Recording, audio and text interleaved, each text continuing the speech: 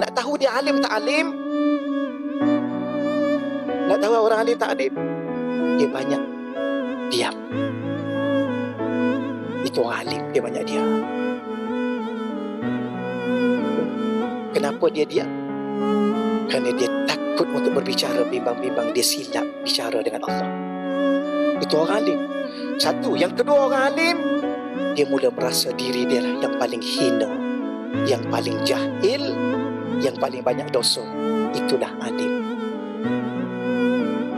Kalau dia kata dia alim, dia mula banyak bercakap, ikut suka dia, banyak bercakap, hina orang apa semua sekali. Itu orang jahil sebenarnya. Betul tak duduk dengan wali-wali Allah? Kan ada wali-wali Allah sembang, berata.